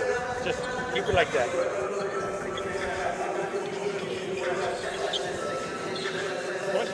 One, 13 seconds was lost. 3, keep going. 1, 2, 3, 4, 5, 6, 7. And everybody stops right there. Okay, perfect. Okay, thank you. Okay. We're going to put the shot clock.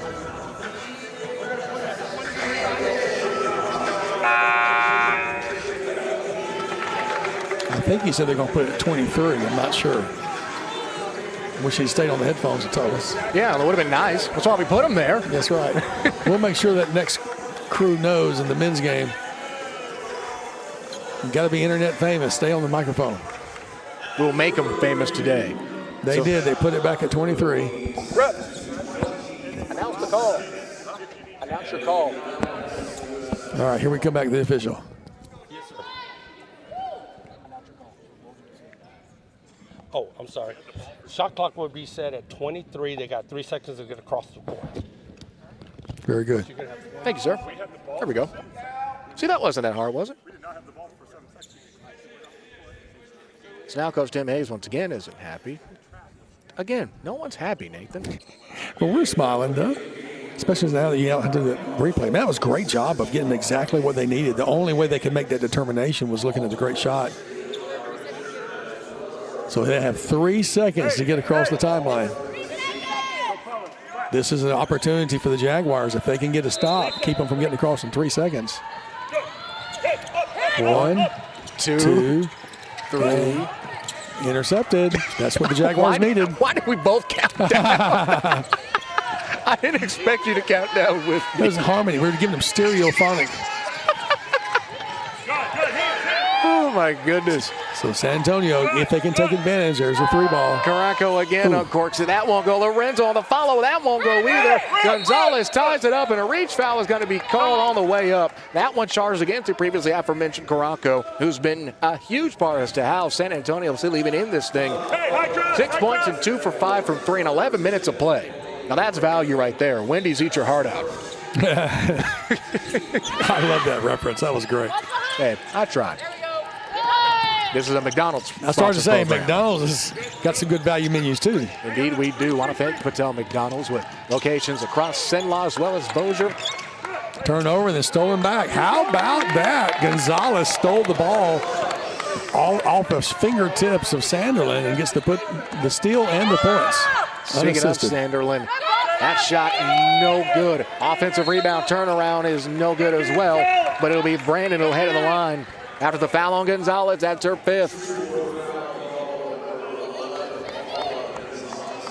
That is her 5th. She will have to ride the rails the rest of the game. And they'll bring in Luceric to replace her. A pretty good sub, but out of the way. A huge blow as Gonzalez takes a seat as well as Markissick. And Zenon will check in for her. First free throw, no good from Brandon. Does the coach ever not say block out when it's time? I'd be scared if they didn't. If I had $1 for every time a coach said to block out. You're thinking, don't we know to block out? But no, remind you. Apparently not. If every coach from Pee Wee or little dribblers all the way to college in a championship game had to say block out. Well, fundamentals. It's all about the fundamentals. Yeah, what does that tell you? That's Coleman weaseling her way through traffic into the corner. And a travel, no, is her out of bounds. Left back foot touched that line. How many times have we seen that, though? That kind of, you're right there with a fast-paced game. You step back and you step on the line. So that's Hell's corner. I remember we called that corner Beelzebub's corner. That's right. Man, you have such a great memory. No wonder you're a professional. That is up for debate, but I appreciate the sentiment either way. 6:51. San Antonio still looking to try to make this a game, but time is running out short. It's Brandon after going empty. Well, splitting her last trip to the line. It's Lewis, another 3. That's good. That's 2 back-to-back for her. Another big 3 for Lewis. As Coleman speeds up the floor. She's 5 of 8 from beyond the arc. That's on fire, bro. As Ambrose swats it away. Well, gets her shot swatted, we thought, but a foul is called. That against Lewis, ironically enough. Yeah, so Lewis becomes the leading scorer for the Jaguars with 15, or retains the leading score position. 5 of 8 from beyond the arc. And think about it, she's 5 of 10 overall, which means every one of her made shots have been from beyond the three-point line. Fair to say she's pretty good at this basketball thing, don't you say? I'd say that she's got a future. First free throw from Ambrose is no good.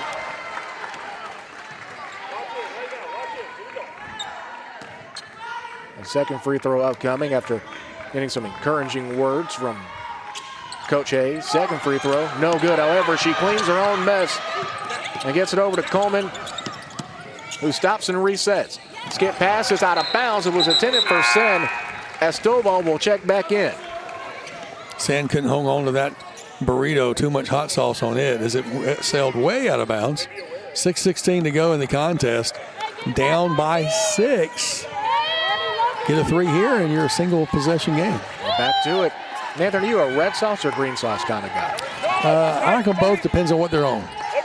Let's say enchilada suizas, I like the green. Let's just everything say plain, else is red. Plain regular taco. Yeah, red. Oh, wow. That's the one place where we differ. 10 to shoot. Lewis, another lay-in. That's back-to-back field goals for her. And couldn't come at a bigger time. 2-possession game. As the enforcements come in. It'll be Burns as well as Markissick, who will check in momentarily. Far side corner 3. Won't go. Rebound almost grabbed by the Jags. They're coming out with it, and a timeout called by Tim Hayes. That is why he is the coach of the year. That was one of the smartest timeouts I've ever seen. Wow. Dolphin diving, and still plenty of time to make a call. Back after this with 5:29 left to go in the fourth.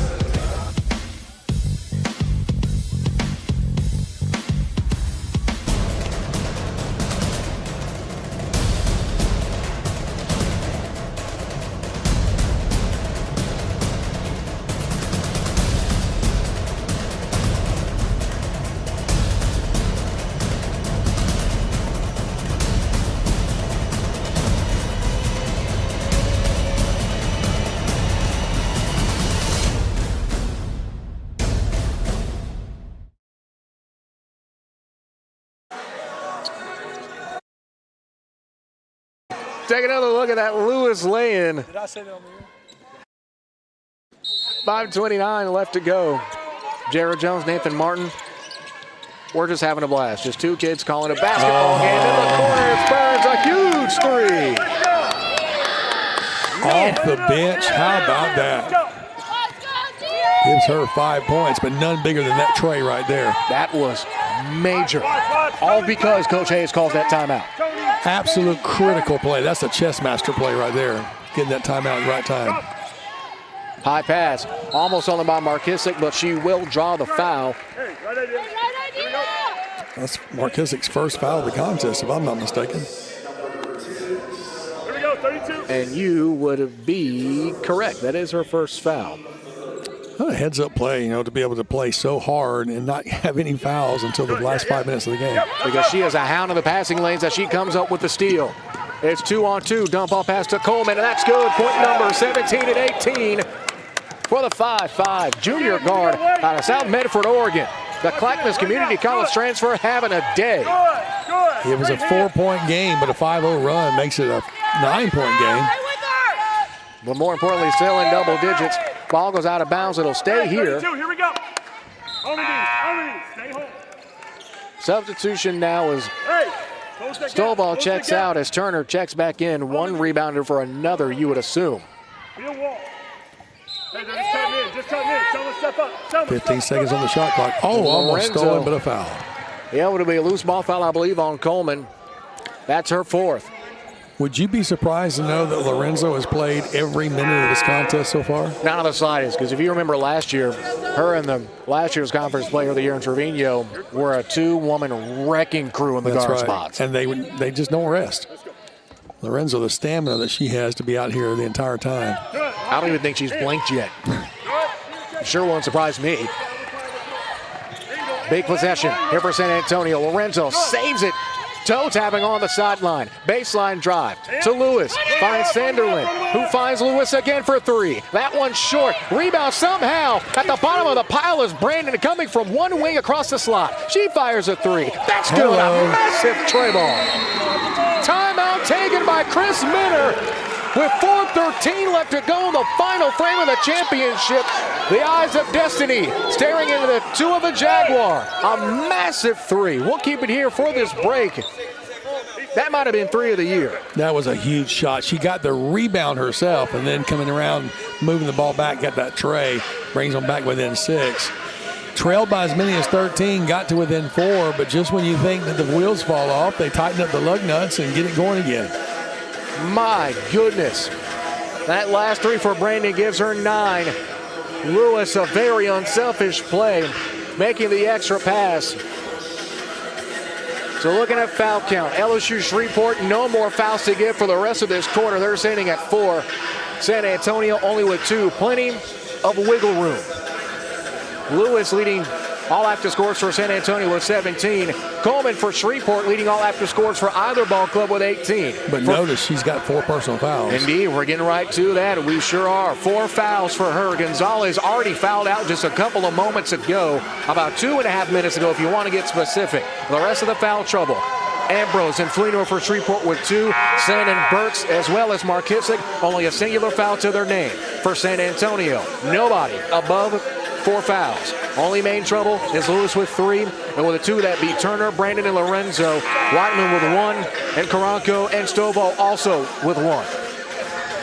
So that's going to be the question here when you're, the last 4 minutes, and your leading scorer has no fouls to give. That's a rough spot to be in, as well as arguably your best point of attack defender. Coleman notably not on the floor, whether it is Ambrose, who's out there with Burks, Markissick, Leton, as well as Lucero. The 5 on the floor for San Antonio. Sunderland, Lorenzo, as well as Lewis, Brandon, and the final Markissick 3. That won't go. Leton comes down with the offensive board into fresh 20. Bounce pass, gets a head on it as Lewis. Crash and burn. Falling to the floor is Brandon. Brandon tied up. Eventually gets it knocked away. As I said, it was bobbled. I tried to kick it away. I got caught on you got caught on a cable. Well, I saw it rolling down the floor, so you made some contact. Well, there we go. I'll take it. I think the camera might have picked it up too. Can we review that? Give the man the credit. Production and the ball handler. Did you play ball? I did. My knees will agree. As Lewis, big 3, that one missed, and Sunderland somehow gets it back. High Euro attempt, somehow kept up with. Brandon keeps it. Men are wanting a foul. They've got 10 to shoot. Lewis looking. Has on the cut, 7 seconds. Lorenzo through traffic, Euro step, lay in, nobody home. With 3:12 left, Leton finally gets rid of it and finds Burns opposite sideline and gets to the middle of the court. A soft double team as Lorenzo comes up. Ambrose gets it blitzed but keeps possession. 3 minutes, that's all that remained in this championship game. Miracle season on the line for both teams. Short shot might have been partially deflected by Lucero. Sunderland comes up with a board. It's 4-on-2. Markissick the last one to beat and draws the blocking foul, and Sunderland will head to the line. My goodness. Only the second foul on Markissick, both of those here in the fourth quarter. And notably Coleman checking back in. 18 points, 6 for 7 from the line, 6 for 10 from the field to pair with 8 boards, 4 assists, and 4 steals. No more. Honestly, she might be a pretty good pick for tournament MVP. Those numbers look really impressive. That's an absolute stat sheet stuffer. First shot from Sanderland, no good. That's a big one as we approach gut check time. Sanderland not had the game that she had last night. 9 rebounds so far, rebound leader, but not had the offensive production that she had last night off the bench. Does get the second one the ball. That's a big free throw. Only a 2-possession game. 5 mere points separating the number 1 and 2 seed. A huge foul violation is called. She took middle. I believe San Antonio will get under their own basket, not an inline foul, and no, they will get it under their own bucket. Called a travel on Burns. That inside foot closest to us dragged as Lorenzo inbounds. Gets out of the double team. Met by Coleman, who finds Lewis and Al Sanderland, guarded by Burns, being given her left side. Brandon, a timeout called by Chris Minner. A big timeout with 2:35 left. It's a 30. We'll keep it here. They'll have 11 seconds to shoot. As Coach Tim Hayes giving the officials fits, confers with the table now in terms of timeout count. He said that was his third, I believe is what I heard him saying. The officials will check with the book to see. The book is saying 2. I think one of the ones he called earlier got credited as a media timeout. That was a use it or lose it timeout. So you got nothing much you can do there. Of course, we'll have the trophy presentation after this game. As Tyler Unsicker across from us to our left is getting everything ready to christen a champion. Both of these teams well worthy. What a performance. You want to look at individually, man, oh man. Well, go ahead, I'm sorry. No, you're fine. Leading all after scores, of course, for LSU Shreveport. Coleman with 18. Still, even after 33 minutes, 4 fouls. Okay. All right, here we go. Coach A is still not happy about that last timeout call, but it still stands. Here we go, 2:35, 11 to shoot. Lorenzo finds Lewis, skip pass, side step, Brandon for 3. That one's short, rebounded by Leton. Sanderland corrals it, and Lozano goes down. She's down to the opposite side of the floor. Ball goes out of bounds. It's a turnover. It will go to Ellis. It will go to A&M San Antonio. And Minner wants a review to see if it was anything flagrant. I'm sure you're prepared for that in case they come over to look. Just in case, because you never know. It looks like they're coming your way. No, get away. Stay away from me.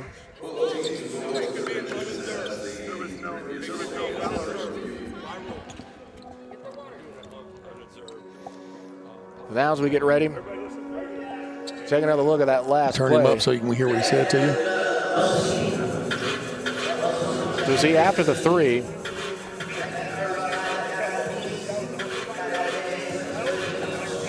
see Lorenzo there, Markissick with the elbow.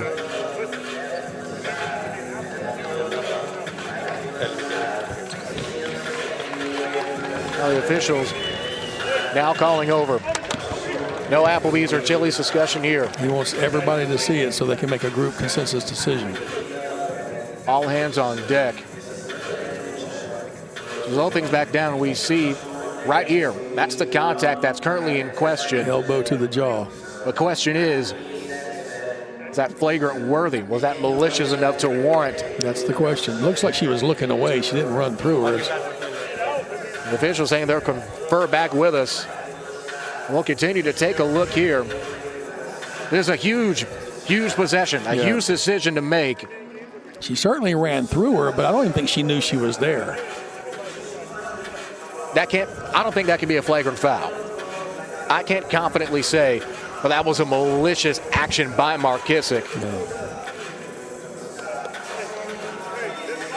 A huge, huge call coming up. And the consultation is taking a long time, so they're really wanting to get this right. It is. So just to make sure we see what the officials see at the time, we'll play it at full speed. We see the contact there. And she stayed down the whole play. She never got back up. Sure did. Until after the ball went out of bounds. As I think we're about to get a decision soon. All right, here he comes to the headset.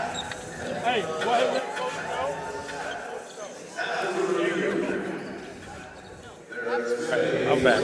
We are going to have an F1, elbow to the face, on number 10, and we're going to shoot 2 for Texas A&M, and they're going to get the ball at the division line.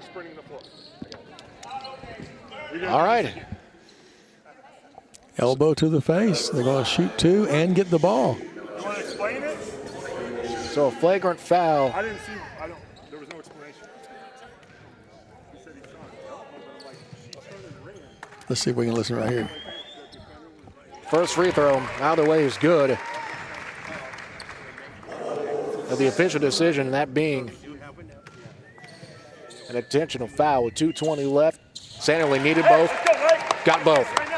So And we're back Markissick down now to, has 3. yep, important note. We're also only separated by 3 with a lot of basketball left to play. Sanderling got those 2 and they counted the most. She's 4 of 6 from the free throw line. 2 of 8 from the field, but those free throws have really mattered. Sanderling catches, now jabs.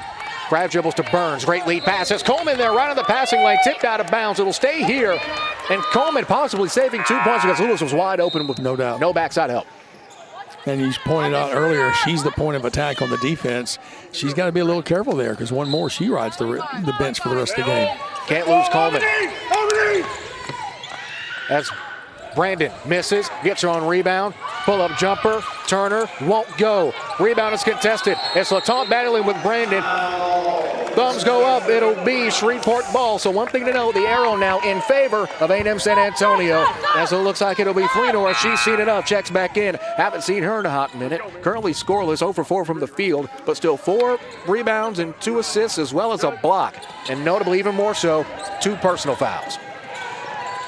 Trying to get rid of it. They eventually do. It's almost turnover. Lewis was a fingertip away. Speaking of fingertips, Coleman somehow keeps possession. Opposite side corner. Short turn. Has Brandon. Now resets with 1:54 left. Now Markissick. Back to Coleman, who's now double teamed by Brandon and Lorenzo. Splits it now into the corner to Markissick. Give it go to Fleenor down low, and a loose ball foul is called before the shot goes up. That one will be charged against Turner. That'll be Turner's 3rd.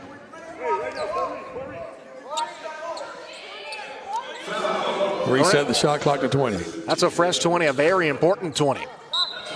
As LSU Shreveport will inbound under their own bucket. Looking for Fleener. They got her, but it's Lewis with the outside finger. Lorenzo saying it was the other way. I don't know. Triangle didn't look that way. As Markitsick did inbound in front of her own bench. Surveying the floor. Has Fleener. Turnaround jumper from the elbow. That one's short. Taylor with a rebound. It's 3-on-2, but reinforcements coming quickly for Shreveport. She's wide open. One lady to beat it. She has it. Big time layup. Layup of the weekend. It's back down to one. Ball gets tied up. Thumbs go up. Jump ball. Possession San Antonio. And nobody's more excited than Haley Brandon, who lights up the bench with her like Tarzan yell. So it'll be a fresh 20 with a minute and a half left. Gut check time is here. Both teams have led by double digits. We're within one. You want to be able to tell. Brandon lets it fly. Ooh. Heartbreak. Can't get it to fall. Ball gets tied up. Lewis gets a hand on it. And eventually Turner in relief as well, who kicks out to Brandon on the reset. Fresh 20. As we knock on the door of a minute. Brandon open momentarily. Couldn't catch it clean. Hits it off of the ankle of Ambrose, and it goes out of bounds. 8 seconds. 8 seconds to shoot. They recall the shot clock, but there's no need. With a minute 7. It'll be Brandon will inbound under their own basket. We're right next to her own bench. Finds Lorenzo, who's now picked up by Markitsick. Ball gets deflected. 3 seconds now, 2. Lorenzo can't get it to fall. It was a pretty good shot inside of a minute. Shot clock resets. Coleman to the corner. Markissick turns. Waving for Ambrose and eventually hands it off. And a blocking foul is going to be called. And if that's on Brandon, that's danger. And indeed it is. That'll be her third. Interesting, getting in the head while San Antonio had possession with under 8 seconds. The Shreveport bench was yelling, was a clock count about 2 seconds shy of what the true clock was. And so they were saying 5-4 when it was 7-6. So that's an RRAC classic. That's a Jarvis and Texas College classic. Here's Coleman now. Picked up by Lorenzo. Skips to Markissick. Down low to Fleener. Gets double teamed. 10 to shoot. Markissick loses it and a foul is called. Wow. That is a huge, huge foul call as we take a second look. Turner's going to get called for that one, and Coach Minner doesn't like that a bit. Oh, we see the arm. We see the arm, the contact on Markissick's right arm. A big call as Markissick will head to the line to shoot 2. Hasn't shot from the charity stripe yet, but traditionally a good free throw shooter. The Brooklyn, New York native knocks down the first. She's shooting 61% from the charity stripe. With extra height, looking to check in as Letton comes to the scores table. Second shot, it's good. Another big free throw. Sub comes in, 62-59. At a timeout gets called by Chris Minner with 40.9 left to go. Take another look at that huge foul. I was called a little bit ago. It's a 30. As we saw Markissick on the drive. On the Brandon foul. Rewind it and take a second look. And yep, that contact across Selma's right arm. Enough to constitute a call out of the official. At least they didn't review it. You were ready. Hallelujah. I don't like having to be ready. You know that? I'm not the biggest fan of that, but beggars can't be choosers, I guess. Shreveport 1 of 4 of the last opportunities. And from beyond the arc, 1 of 9 the last 9. So that's a little bit of coolness there, but nevertheless, those free throws were absolutely critical with the clock stopped. Here we go. Let's see what the 500-plus win man has in his bag of tricks. He'll inbound at the close side hash. With 10 seconds, 10.9, separating the shot clock and game clocks. Caranco, notably, back on the floor. Handoff to Lorenzo. Caranco spaces back out. Lewis flashes. She's hit plenty of threes of her own in this one. Some big ones, too. Coleman almost got a hand on it. And a timeout is going to be called once again by Chris Minner. 25 seconds left, and once again, we'll keep it here. We'll keep the remainder of this game commercial free. I hope they don't make me live to regret that statement. I know. I was thinking that for a second. But we'll right timeout, 25 seconds left. 15 seconds will be on the shot clock. Don't know if he's got any more. I think Minter's out. I think so. The officials confirm it. No more timeouts. However, LSU Shreveport, if I believe I read the signal correctly, one partial, one full for Coach Tim Hayes in his back pocket.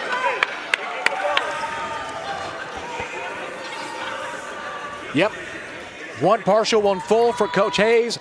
No more for Coach Minter. Lock in now. Lock in. He needed that one. He was pretty. His blood pressure needs to be checked after this game. Should have been checked when he got off the bus. Good, Tony. They get it to Lorenzo. It's closely guarded by Coleman. And now we'll reset the zone. 10 seconds to shoot. Caraco catches. Can't get a hand on it. It's out of bounds. And a timeout taken by Tim Hayes. Man, a costly turnover if I've ever seen it. As we look at the entire possession, Lorenzo already had some tough defense on her with Coleman. And it would have been a decent skip pass. Might have been open. Has Sanderlin on the down screen. She would have been open. It almost looked like Carranca went up early for the ball, and then she was coming back down after the ball went over her head. Almost like mistimed the jump on there. I'm not sure. That is a tough way to turn the basketball over. Mm-hmm. You have an opportunity to tie it up, and then that unforced error there. And we still have another game after this. We do. Exciting contest with the two LSU subcategories. LSUA, the fastest growing college in the state of Louisiana, has gone from about 3,000 students to over 7,000 students in the last 4 years. Pinwheel action. As Letton looking, and a reach foul is called. That one gonna go against Turner. That's her fourth. That's her. Okay. So now Turner and Brandon with 4, and for LSU West Coleman with 4, and Markissick with 3. As Letton will head to the line to shoot 2 exponentially important free throws. First one, straight nylon. Well, she made that one look like getting out of bed. I mean, she's 7'1". She can quite literally almost reach into the basket with a basketball. Second free throw. It's good. That's huge. That is huge. Big free throws. 15 seconds. They got to get a shot up quick. Sanderlin had it open 3. Instead, crossover to Lewis. Lewis. They got to get a shot off. They're still waiting. 3 for Sanderlin. It's out of bounds, just short. With 3 seconds left, you have to think. Bought multiple opportunities at an open shot, and it just didn't fire. Final timeout taken. It'll be a full. And I believe. Did he try to? Yep, and he will advance it. One thing to know, not only can you elect to advance it, but you can also pick what sideline to put it on. Put it right here in front of his bench so we can bark marching orders easily without anybody risking any miscommunication. Big timeout. And what could be the final nail in the coffin with 3.5 left to go. Man, oh man, a team that at one point stared down the barrel of almost a 20-point deficit, got it to within 2, gave up an 8-2 run, and then eventually, in this fourth quarter alone, had it only down to 1. Crazy. Man, got so close. And if you're Coach Minter, I know he felt this one just like water slipping through his fingers. It took a long time to get that shot off. They had like 15 seconds, and it took them 12 to even take the shot. So many passes. That feels like it. I'm not, like you got 3 seconds. Miracles happen, but you're down by 5 or 3 seconds. Hard to imagine what kind of play you can get. And you have 2 players with 4 personal fouls, Turner and Brandon. That's rough. He's looking at some individual performances. Tony Coleman leading all active scores, 18 points. Emma Markissick behind her with 15. Second in overall scoring and leading her team. Zanaya Lewis for San Antonio, the junior. A fantastic showing with 17 points. Ball gets deflected. Sanderlin touches it. All right, here we go. Same. As with this. Well, the same playing 2 players on the backside. Got people she can throw it to. Get them across the timeline where no one really thinks to put them. Ambrose curls across. They get it to Coleman. 2 seconds, now 1, and that will do it. Shreveport, once again, a city of champions. Your final, after a miraculous performance, the Pilots 64, the A&M San Antonio Jags 59. And what was a game for the ages? A team that had 2 runs in the fourth quarter, ranging from 6 to 10 points, getting it to within 1, still not enough. As the Pilots still man the flight. That is the Red River Athletic Conference. An absolute sweep of a regular season title, as well as now a tournament title. We'll get the trophy presentation and the cutting of the nets and all that much more coming up after this short timeout as the celebration begins here in Alexandria. Back after this on ASN TV.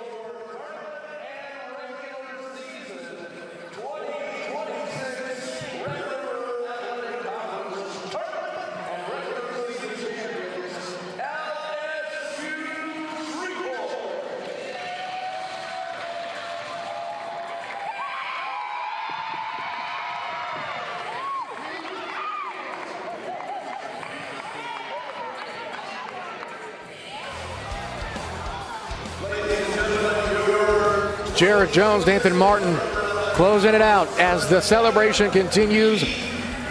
How about this? 2 banners, 2 trophies, and everything in between. LSU Shreveport, Nathan putting on an absolute show. Absolutely. In a game that wasn't decided until the last minute, as Jaguars played a heck of a game coming back.